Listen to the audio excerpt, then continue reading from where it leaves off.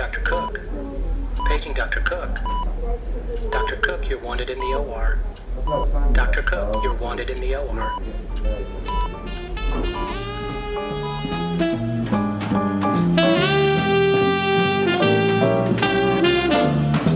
Welcome to the Prescription for Success podcast with your host, Dr. Randy Cook.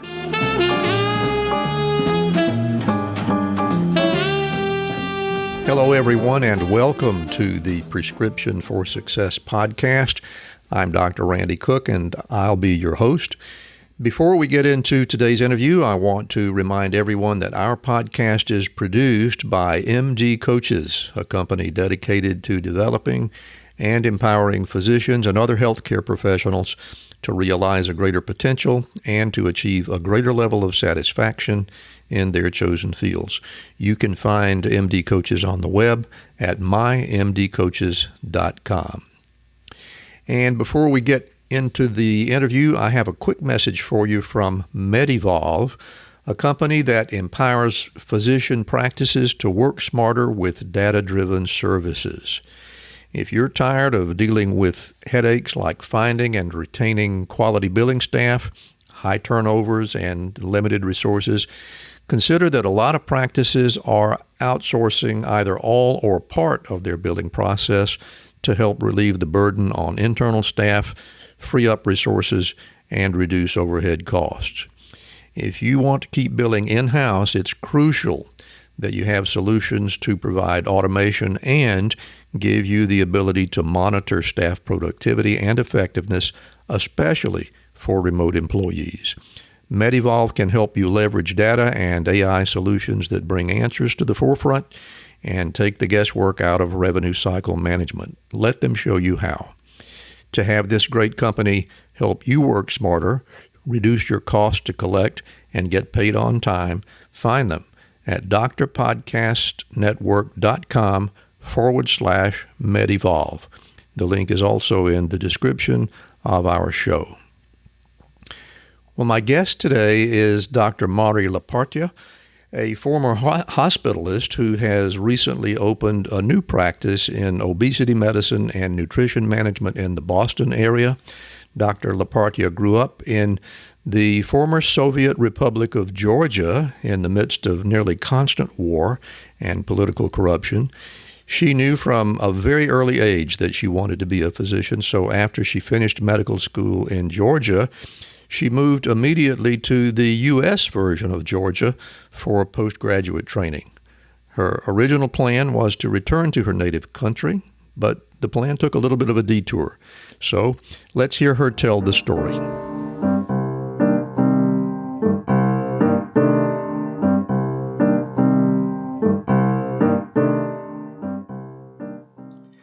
And it's my pleasure today to be speaking with Mari Lipartia from up in the Boston area. Very interesting story, and I'm very happy to have you here, Mari. Thank you so much for joining us. Thank you, Randy. My pleasure to be here. So you really have an interesting story, if for no other reason, from your origins. You are, I think, the first person that I have ever met or knowingly met from the former Soviet Republic of Georgia.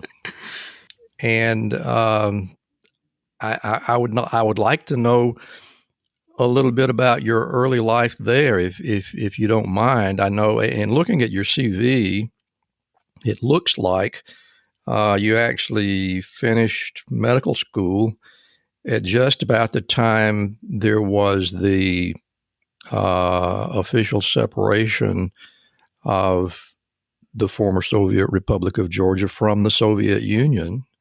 And my recollection is that was a rather turbulent time. Am I correct about that? Or was it just business as usual for you folks? Or how was it? No, indeed, that was really turbulent time. So when I was in high school and then the beginning of med school, there was civil war in Georgia. So it was, now that I tell that to my kids, they're like, oh my gosh, like, how did you survive?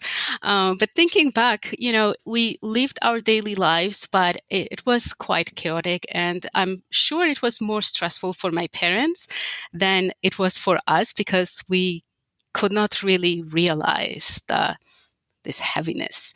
I actually had to walk through tanks and Oh my armed goodness. people to get to school.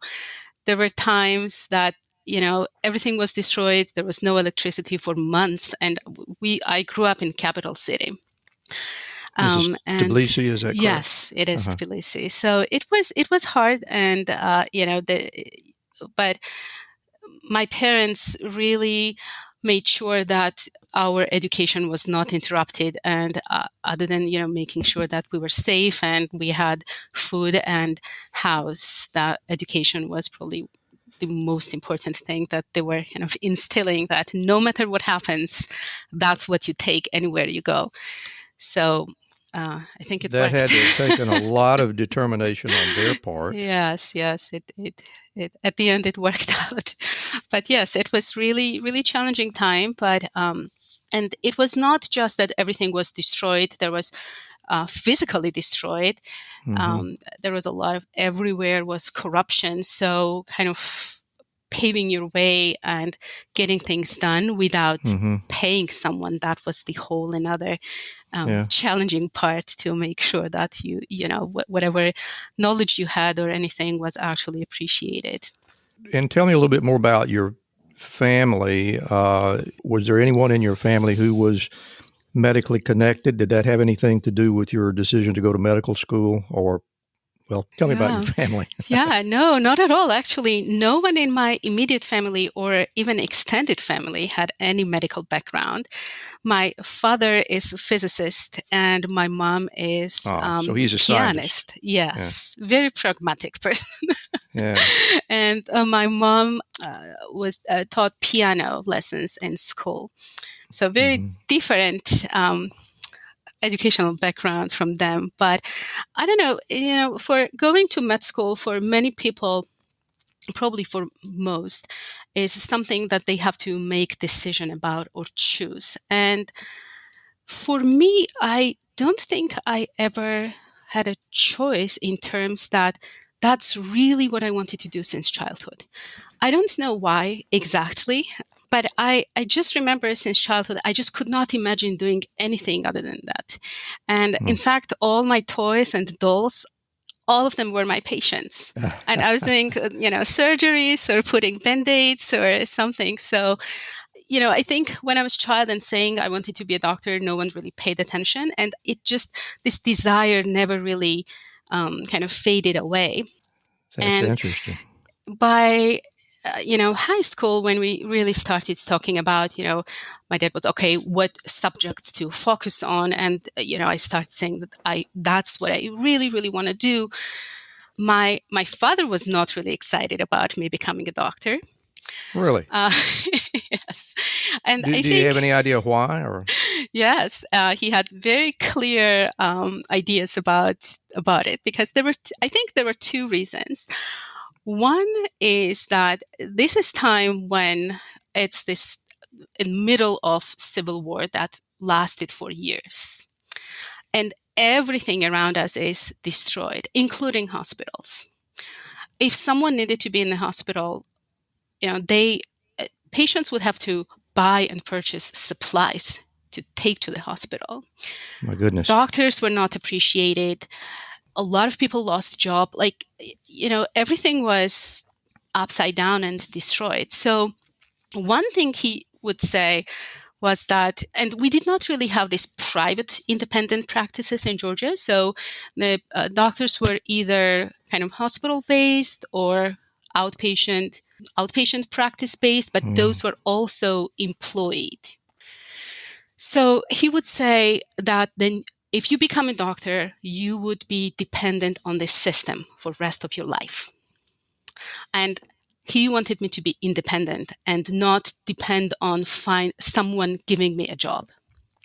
And then I think the only doctors who had private practices were dentists. And he would say, if you really, really want to be a doctor, become a dentist. At least you can open your own practice, because otherwise, thinking that there would be any kind of job for you to do was really hard to imagine at that time. That's interesting. Yeah. And the other thing was, I think he was just trying to protect me. He wanted me to have good life that he thought was better. Like he would say, okay, think about it. For the rest of your life, you will be listening to someone whining or someone dying. So funny. at that time, I played piano and I loved literature. So he would be like, why not follow piano? And he'd be like, just travel the world. Why do you need to be a doctor? And actually, when I came to US, he said, that's not what I meant when I said travel the world. Well, let's talk about that. How did you make the decision to come to the U.S.? Yeah, that was another interesting thing. So when I was really lucky, I got to the med school, which was small private med school, and in the program we had was not typical what any other med school in Georgia had or anywhere in former Soviet countries. So we did not use the kind of local textbooks. We started from day one, the same program and same textbooks that were taught in US medical schools. So at any time, as we were starting from third year med school, we could directly take these USMLE licensing exams. And that's a pretty good deal. Right. Yeah. So I did not have to be prepared or tutored separately to take this foreign country exams. It just kind of came with it. So it was really great. And even for some of my classmates who stayed in Georgia, they were getting all this new and, like up-to-date information from all this modern books, as they called. So that was great. And then when I graduated med school, I think it was, kind of perfectionist in me thinking, okay, what now? Now, part of the med school went through this Civil War period, and we knew textbooks really well, but patient exposure, we did not have that part because of all that was going on. It was really, it was so chaotic that our clerkship it was not ideal. So, and I want to understand that better. Your access to patients was limited because the danger around the hospitals, or, well, you tell me. At one point, there were hospitals were empty.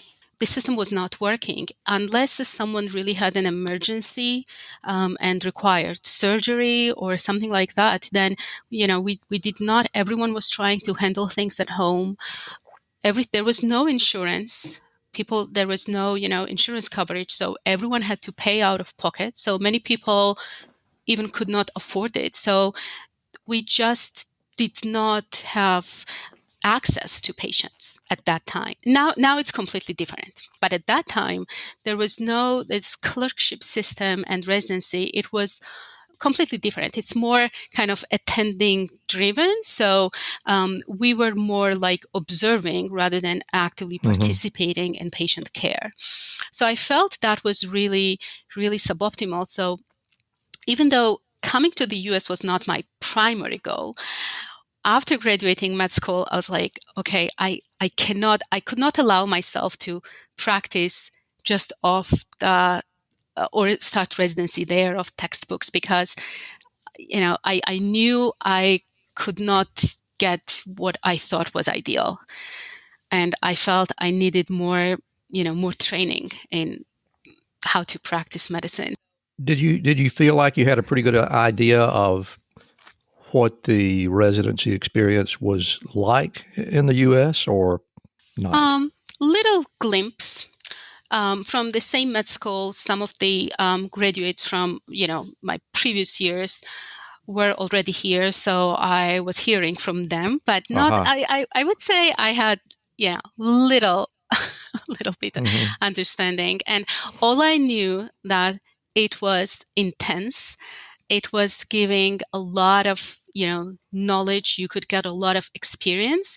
So that's the part I liked. I said, that's what I need. I need to be immersed in, and getting exposed to patients. So were you hearing things about awful workloads and inhumane hours and things of that nature, or not? Actually, yes. And it's so funny that because we lacked that, and that came with having no practical experience, I was actually craving that.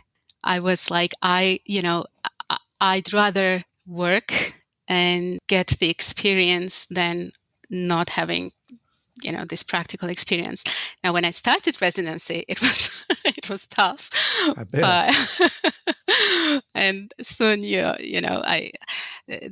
we had some work hour limitations, right? It was like we could not stay in the hospital more than 30 hours, but it was always just on a paper. I had stayed in hospital over 36 hours. I've heard that the so-called 80-hour work week has it's been an official policy for a very long time. But most of the people that I talk to on this program describe a residency that was much like mine, which was grueling. And of course, I was training back in the 70s.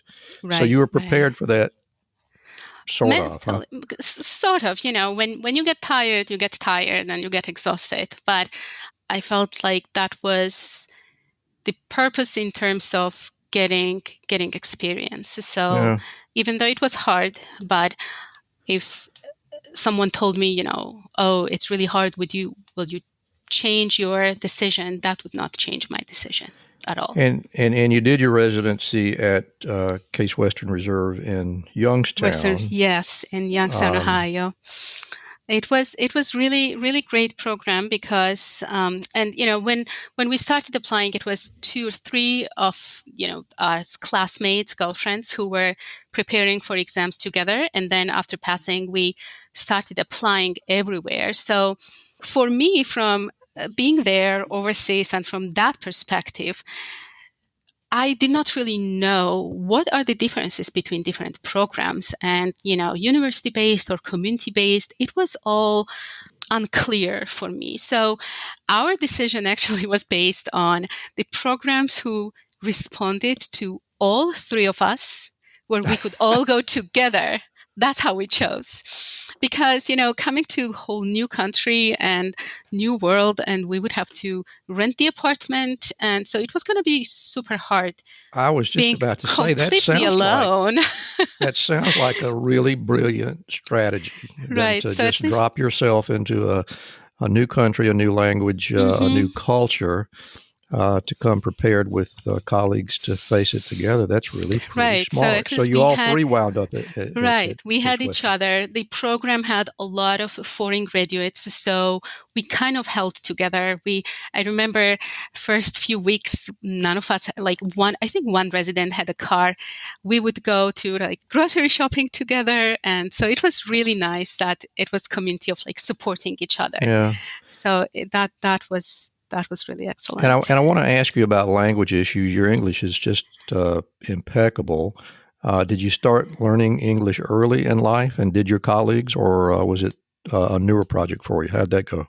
No, I started learning English. I was in 5th grade, and then in med school we did all the U.S.-based programs, the same textbooks that are here. So I knew medical English, but it was really hard when I came first time. So actually, my first trip to US was in Atlanta, Georgia.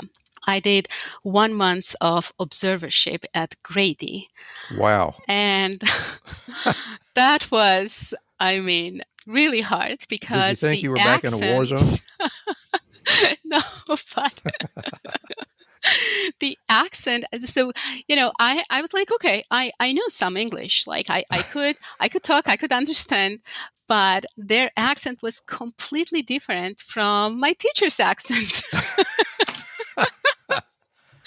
So it was, I have no idea what you mean. I think was the one single most stressful thing, that I just could not understand anything. Absolutely anything. So that's a little amusing to me, because we speak a little slower here in the South. I know it was slow. So one of the things that I would to practice, I would listen to like U.S. news, and I was like, oh my gosh, they speak so fast. I just could not Right. keep up. But in Atlanta, it was not the fast pace, but I just could not, I could not catch the words. I mean, it was I don't know, it was really hard. I'll just You're say. exactly right. It is an entirely different dialect. You're Yeah. absolutely correct about When that. I went It's to interesting. Ohio, and actually it was easiest for me was to understand a lot of foreign medical graduates and like foreigners, because their English was more probably similar to in accent mine, and it Right. was a little bit easier. But then it took a few months, I think, to be able to really start thinking and start really understanding without asking them to pause and repeat again. Yeah. But it took some time. That was really stressful. Probably it added huge deal of the stress when I started internship, because Yeah, I would on think. top of the intern hours, I was always in this mobilized of like, okay, just make sure you don't miss anything what someone is saying. So that was a big one. Apart from the language issue, you really felt fairly well prepared in terms of your clinical knowledge when you got to this country? Yes. I was able to, during observership and then intern years, to really pick up on things that I missed in direct patient encounters. And I think because we did not have this rigorous clerkship in terms of bedside practice, we were all focused on the books. So it was kind of our compensation was to read more. And so my knowledge from textbooks and theoretical knowledge was, I think, really solid and good, because on top of just regular curriculum, also all the clerkship hours and some more we were using to go back to textbooks. Mm-hmm. So that kind of compensated this lack of direct patient bedside experience. I think when you have good solid knowledge, it's easier to pick up and learn this bedside, whether it's exam or interview skills, kind of go from there. Yeah. So that solid like foundation really, really helped me, I think. And at that point during your residency training, had you already made the decision that you would stay in the U.S., or did you entertain any idea of going back home to Georgia? It was for a while, it was on and off, kind of went through many stages and was kind of roller coaster. Initially, when I came, my plan was to do training and go back. Then I was like, okay, now I did residency, but you have to kind of realize and see the end product. And you don't, even in the third year, you feel like, when you're still in training, you don't really feel how much, at least for me, like how much you have learned. So I just wanted to kind of see that, so to speak, in action. So then I really wanted to practice actually medicine out of training. And then I was like, okay, then I'll just get the green card. And then I had, young family and growing and kids. And then we moved and the other, and, just so one after another, I think it kind of formed, and Mm-hmm. we're here.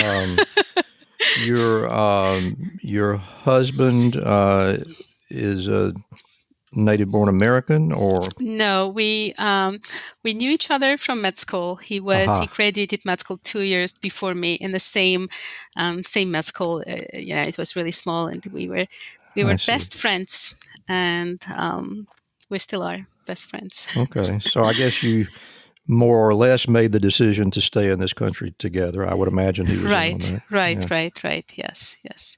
So he's in research side of the medicine. He's been for over 15 years, and I'm more on clinical side. So at the point when you completed your residency training and decided where you were going to practice and how you were going to practice? How did you come to that decision, and where did you end up?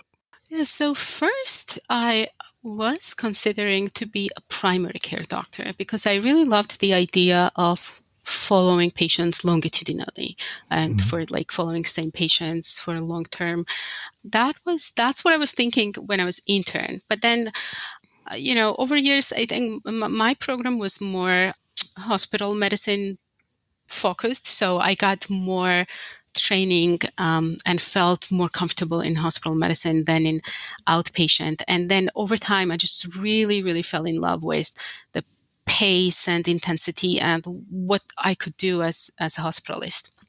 Because that's what I decided that I wanted to do, and I thought that that's what I was going to do for rest of my career. Actually, I never imagined changing because I really loved, and especially a few things. One was that it was when patients were in the hospital, this intersection of very sensitive time in their lives, and me, someone completely stranger, walking in and making connection and being there, whether it's new diagnosis or curing something and fixing something, or end of life, or talking with family, or goals of care, and that just really sat with me. It was I had a lot of personal, professional satisfaction from doing all those things. And I loved the idea that, no matter how busy I was during the day, I did not have this time limit of how much time I could spend with each patient. Yeah, so that's a even great if it point. was really busy, I had like 12-hour shifts, but I could always go back to that same patient. And I did. So it was not that someone was scheduled at 10 a.m. and then next person was 10:15. I could round, do things, order things, and then go back and sit at bedside for as long as I felt was needed. So I just loved that part as well. Sounds like it was a really good fit for you. Absolutely. Yes. And you I must have been just pretty love good it. at it. You got a faculty appointment to Harvard Yes. a little bit Yes. later on. Right. Tell me about Right. how that came about. Yes, so I was in New Hampshire. When I started residency, I was on this visa called J1, which is trainee. And what it means in terms of after graduating training is that either for 3 years, you have to work in the U.S. medically underserved or health professional shortage area, or go back to your home country for at least 2 years. So I worked in central New Hampshire as a hospitalist for those 3 years, and then another until I got the visa. And at that time, my husband worked at MGH, Mass General, in research, and he was commuting for 4 years. Oh, really? Yeah, daily for 80 miles one way. Yeah. And so when I got visa, and we kind of growing up in capital city, we really wanted to be closer to city, and that's when I got offer from Mass General, and I mean that probably was one of the best things in my career and professional growth. I mean I was Well, there tell me about for that. Sounds like you're yeah. pretty enthusiastic about it. Yeah, I was there for 7 years. And the experience, from, patient experience, things that you were saying, from patients being referred from all over the world, from different countries to different states, to amazing colleagues. And this knowledge that all my colleagues and other attendings and consultants were really enthusiastic to share and teach on like everyday life. I learned a lot, and I really, really loved it. They had, it's a wonderful place really to work and get experience. So it was really, really great. And at that time, as a hospitalist, the work hours were long. I was working week on, week off. And it really worked for me because my kids were younger and I could, kind of catch up on everything during my week off. They did not really have these structured activities in terms of after school. So that worked for some time, but for last few years, it started getting a little harder to balance, my family life and work life. So, because a 12-hour shift is a 12-hour shift, right? It's not a 12-hour shift.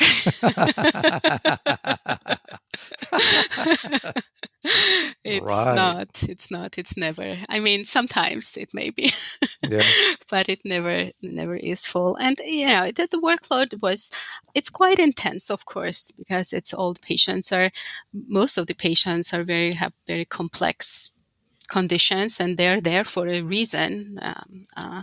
So it was the days were quite intense as well.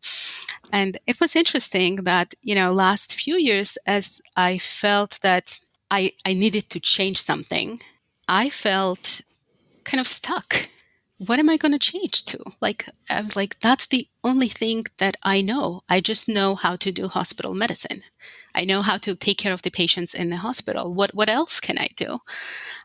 So I think that feeling of being stuck, getting, physically really tired, really demanding kind of job, and trying to keep up with, all the family and kids. And there were some, few other things that really led to some symptoms of burnout, which I did not realize.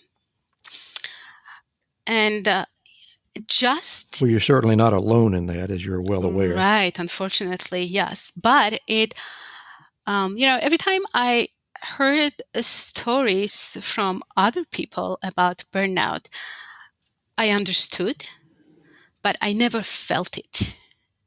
So I did not realize that I was on the way, on the same path. And I think if it just so happened that last few years I was really interested in nutrition and obesity, and I was even thinking of, okay, I'm in hospital medicine. I have not done anything else. So how do I combine those two things? And I think if I did not have that interest that was kind of growing for last few years, and I did not have this wonderful transition to that nutrition and obesity medicine, I don't know. I think very likely I could have left clinical medicine at one point. Wow. Because the small things kept adding up to the point that I felt, oh my gosh, I'm completely crushed. I just cannot keep going. And that was the first time that I intentionally took a couple of weeks off to just pause. And that was first time in 15 years. Pretty smart decision on your part. Yeah, it was. I had wonderful chief in hospital medicine at MGH, Dr. Matheson, who I spoke to, and she allowed me to be off for, took me off these shifts, the clinical shifts. So, and that's the first time I realized, oh my gosh, all this time, whether we take vacation, it's like family vacation or trip, or if I take off, when it's day off, it's to catch up with all the things that I could not do when I was working. That got neglected. Yeah. Right. So I never took off to do nothing, and just to sit and reevaluate everything and see how I feel. So that was a big lesson that I learned. That's very insightful. Myself, yeah. And I'm sure you're aware that there are far too few physicians that come to that realization. So you're very fortunate. I am very fortunate. Though those 2 weeks saved me and saved my clinical career. Remember medical school? You were confident, studious, hardworking, and you learned what to expect in all manner of patient care. Then reality struck. Regulations, expenses, staff management, and administration. Is this what we signed up for? Stress on the verge of burnout, no time for family, or the reason we got into medicine. Helping people. What are the options when you're afraid you're in the wrong career? Transition? Teach? Quit? What if there was another way? MD Coaches can help. We're a team of medical professionals with a century of experience in the clinical and business sides of medicine. More importantly, MD Coaches has been where you are, stressed and trying to navigate a world school didn't prepare us for. MD Coaches is your mentor, your confidant, to help you make your practice shine, navigate administrations, and successfully lead staff and projects. Or if you're ready to transition, we can help there too. MD Coaches is doctors helping doctors. Visit our website to receive a free, no-obligation consultation. Go to mymdcoaches.com/RX. That's mymdcoaches.com/RX. Isn't it time someone else was on your side? Don't let the business of being a doctor stop you from doing what you love. That site again, mymdcoaches.com/RX. Visit us today. We'll get back to our interview in just a moment, but right now I want to tell you a little bit about Physician Outlook. If you haven't discovered this remarkable magazine, please do so very soon. It was created by physicians, for physicians, to showcase the intersection between clinical and non-clinical interests, whether it's writing, painting, cooking, politics, and dozens of other topics. Physician Outlook gives a physician perspective. It's available online and in print. It's really unique among physician lifestyle magazines. And like the Prescription for Success podcast, Physician Outlook amplifies the voice of any physician who has something to say. It also engages patients who still believe in physician-led, team-based care.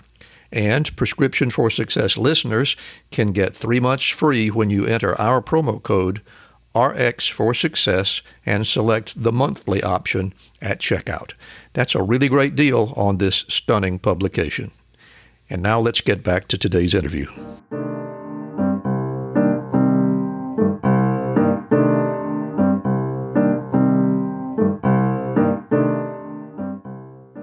I'm wondering if the seeds for that were sown with your experience in hospital medicine, because a lot of the sickest people that you see are as sick as they are because of the comorbidity of obesity, which nobody talks about. Were you aware of that during your hospitalist days? That's right. So I was not aware of that in the beginning, but there were few things here and there that I started kind of connecting dots. First was nutrition. Like, what kind of menu do we order for the patients when they're in the hospital? Mm-hmm. So, for example, I always had to think, so here is my patient who is here with leg gangrene. That's because of uncontrolled diabetes and also has ischemic cardiomyopathy and congestive heart failure. So diet options are regular diet, which you should not order for anyone, even in the hospital, which is fascinating, right? Like, regular diet in hospital should be, really healthy diet, but it's not. Mm-hmm. Okay, so then I'm thinking, do I order this diabetic diet, carb restricted, or do I order cardiac diet that's low salt? Do I order both and then their food tastes like nothing? Yeah. So those were things I was like, that just makes no sense. It cannot be that for this patient, like how can patients navigate when I cannot even figure out what to order for the patient? Like, so then I was like, okay, so what's driving? Is that like, what's the biggest problem? Diabetes or heart failure? Which one should I order? That's how things started kind of connecting. It was a few small things. Yeah. Most of the patients, as you said, were because of complications of one way or another of hyperglycemia or all this inflammation from obesity, sleep apnea. I mean, I've had hundreds of patients with sleep apnea flare and, worsening and coming with altered mental status or somnolent and falls and traumas, and all that because of untreated or unaddressed obesity. And the other thing is that in the hospital, we never addressed it as a disease. Right. We never even wrote in assessment or in diagnosis. So we listed all this, diabetes, plan, blah, blah, blah, something, but the root cause we never, and I think that's because we just did not feel comfortable. Because, okay, I'll write obesity, but then what? What am I going to write in the treatment plan? Like, eat healthy? I cannot even figure out what diet to order for the patient. Yeah. So that's kind of how it started. And that's a very astute observation, because a lot of hospital patients, as you are aware, are at least obese and maybe morbidly obese, and yet you don't find that diagnosis code on their discharge summary. It's very anywhere. Yeah, it was, then I was really interested also in kind of medicinal properties of a lot of things that we eat.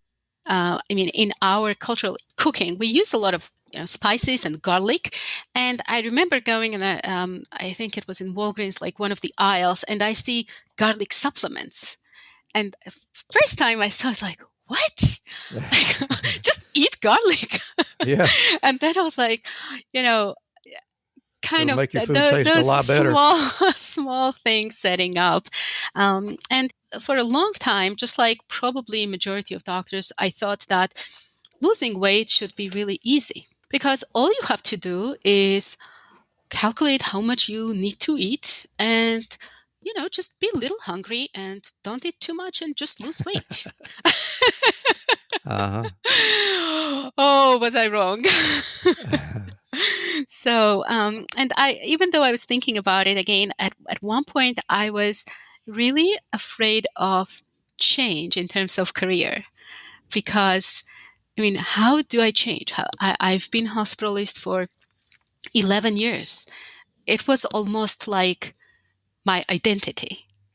How do I just now transition to something that's, outpatient, completely different?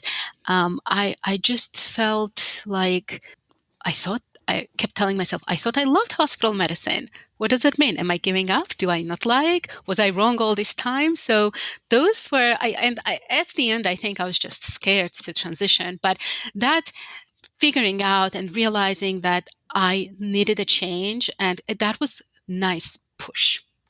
That realizing, okay, I cannot continue like that, and this is where my heart belongs now. Yes, I was really interested in hospital medicine, loved what I'm doing, but now I'm interested in that. And it's okay if your interests change. And that took a while to be okay with that idea. Yeah. So that's how I kind of decided. And then, to become board certified in obesity medicine, there are two pathways. One is that you can take CME courses and sit for boards. There are 60 CME courses, and before COVID, at least 30 you would have to do in person, attend the conference. And the other pathway is to do fellowship. It's at least 1 year fellowship. There were, when I was searching that, there were only 4 or 5 obesity medicine programs nationwide. So I decided to take CME pathway and sat for boards and passed and became obesity medicine board certified. But again, I think it was my perfectionism. I was like, okay, I'm board certified, but I felt like, no. So after becoming board certified, then I decided to do obesity fellowship. And I'm lucky we have 2 out of 5 or something like that nationwide. Now they added more, but 2 of programs are in Boston. Yeah, I was just going to ask you if you were aware if there were only 5, were they all on the East Coast or were they scattered across the country? They're scattered. Yeah. And now they added, which is great, because we need definitely more. I think currently there are 10 programs scattered. That's an improvement. Over. Right. So that's how I was really lucky that I could afford for 1 year going back to training. And that's what I did. But you were able to do that in Boston? Yes, in Boston Medical Center. And that's how I ended up kind of changing. It was big surprise for myself also, but I kind of made peace with that. But big surprise Yeah. for everyone. So for a while, it felt like I almost had to explain myself. They were like, "What? Why?" Well, I should think so. I mean, you're talking about. I mean, you're on the frontier here. You're at the head of the line, and you are offering something that's never been offered before, at least on a very large scale. So you are indeed having to explain yourself, I should think. Right.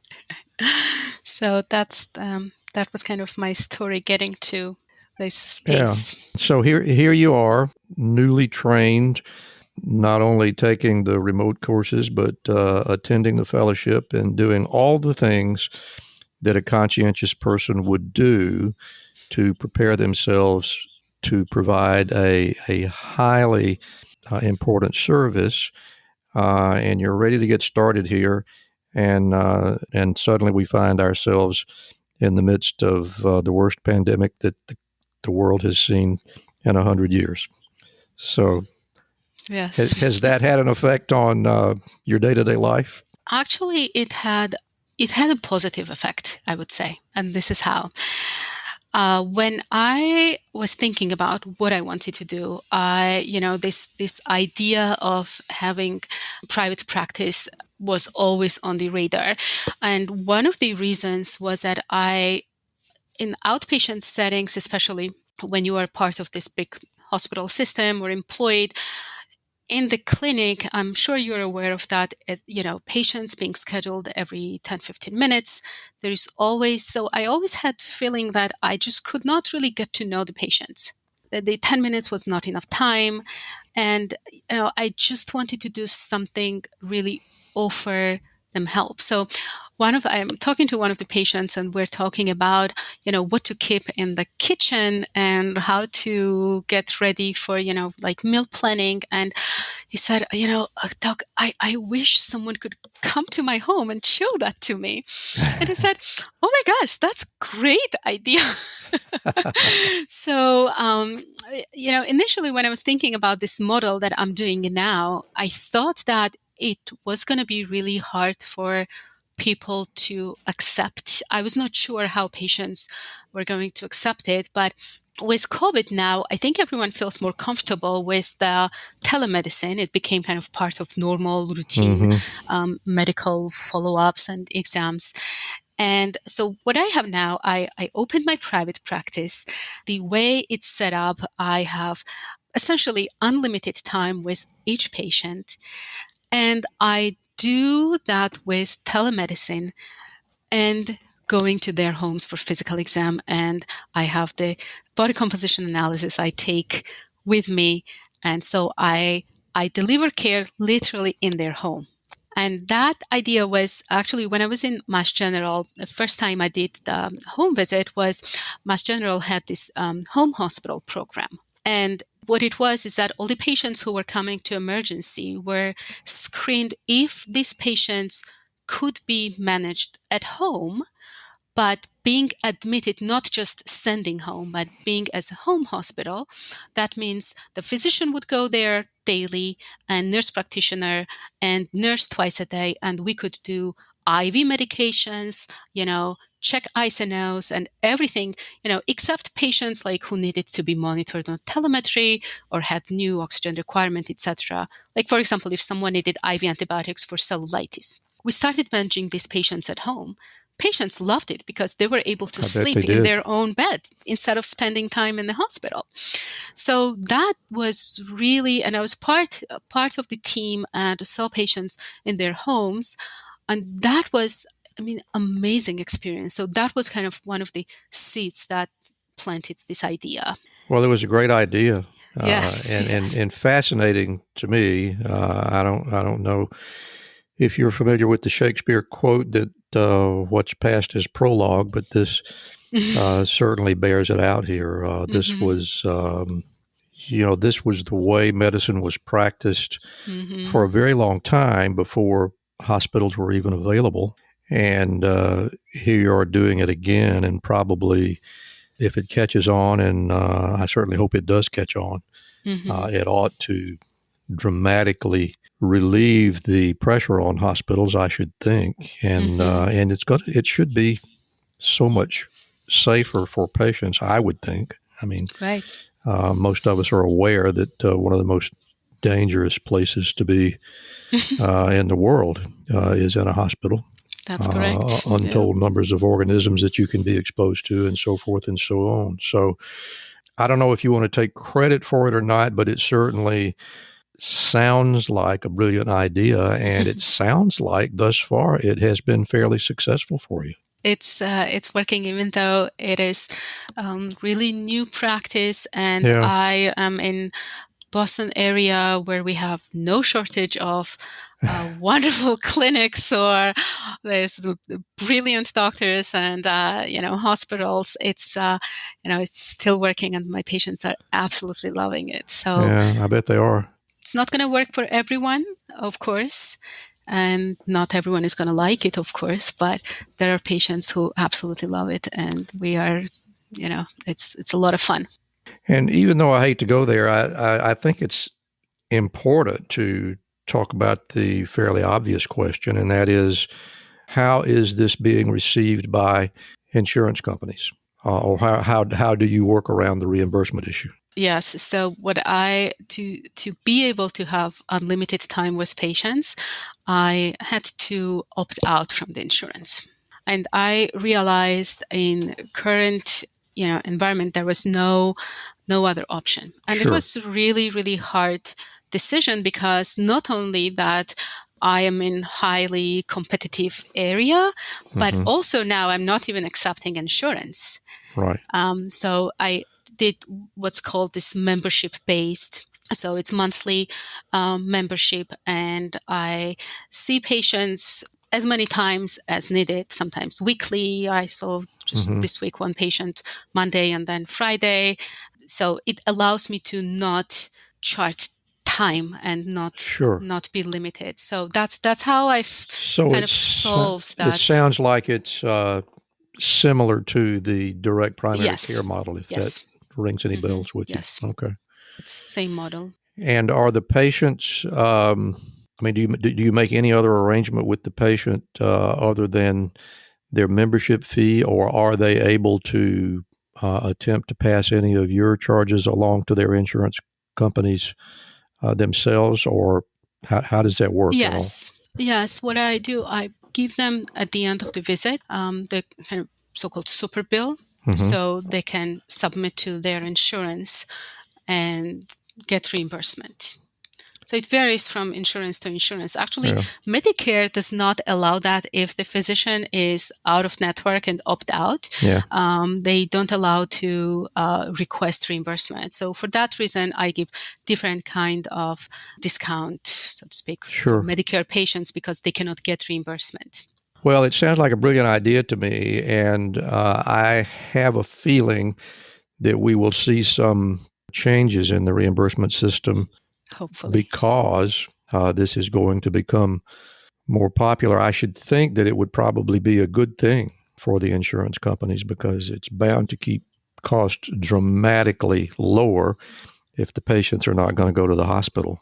And I should certainly hope that we'll start seeing some of that. Or have you seen some of that? Or is there any indication that there is any movement in the insurance world or not, or too early? I'm not sure at this point, but I do hope that insurance companies start realizing how important it is to treat obesity.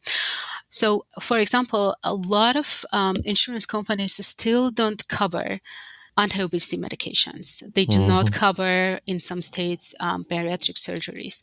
Medicare does not cover anti-obesity medications, even for like someone has BMI of 50, and we think that this medication will be helpful. It is not covered through Medicare.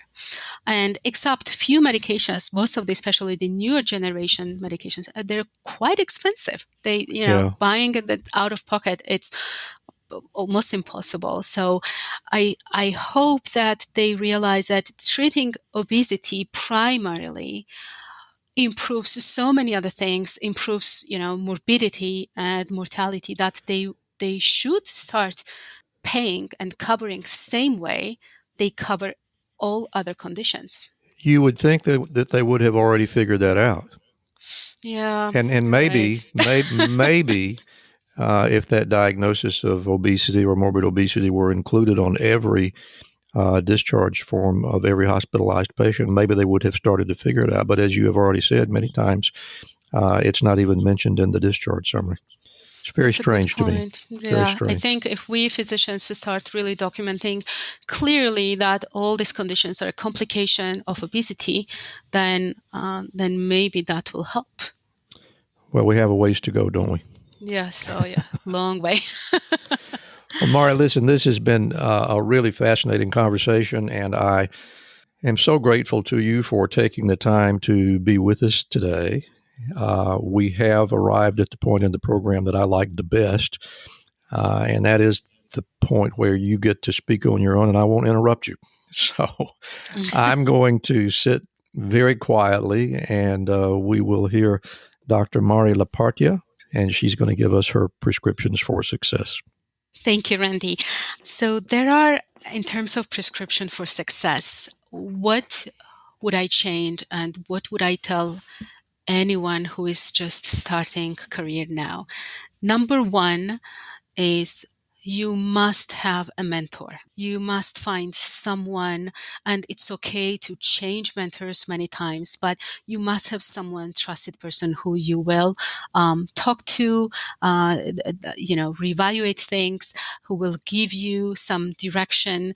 And it's just really important because it's easy to get lost in everyday things and not see the bigger picture. If I could go back, that's what I would do. Choose mentor from day one. The other thing, second, is we must pause sometimes and just to rest. And this is pausing does not mean going on a vacation, but we should reevaluate things because life changes, circumstances change, and things are not the same as they were 10 years ago, and something that was working for you may not work again.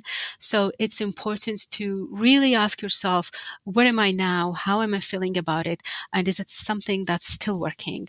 And third is, don't lock yourself into thinking that that's the only thing you know and there is nothing outside it. As a physicians, we think that, all I know is this, taking care of the patient and being at bedside, but we have a lot of other skills that we do not realize. And I think mentor can also help with that, to help you see that there are so many other things that where your voice will be heard and will be very valuable. But whether it's changing career or forming new interests or, starting something new or going back to training, you don't have to answer to anything or anyone. If that's something that you want to change, you should go for it. Don't think that what others will say and that's too late. Those would be my 3 things that I would change if I was starting now, and 3 things that I would tell every med student or intern or resident or someone who is starting now.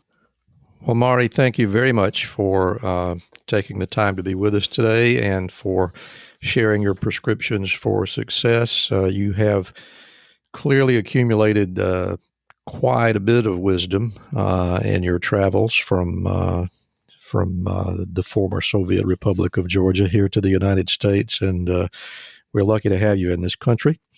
Thank you.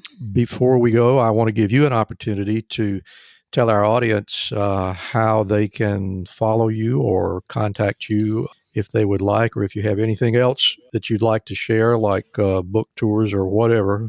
Please go ahead and give us that right now. Thank you. Yes, my practice is called NUMEO Medical. It's NUMEO Medical, which is for nutrition, metabolism, obesity. So the website is numeomedical.com. And on social media everywhere, I am at Dr. Lipartia, DRLIPARTIA. So you can find me there and follow and connect. Thank you very much again for sharing that with us. And once again, Dr. Mari Lipartia from the Boston area, obesity medicine specialist and healthcare entrepreneur. Thank you once again for joining us today. Thank you, Randy, for having me. It was such a pleasure. Thank you.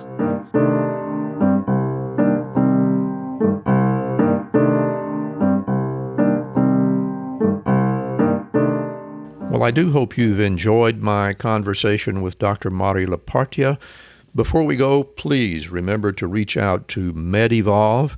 For those of us who know how hard it is to build and maintain a sustainable business, we understand that bringing the right help to achieve our goals is really important.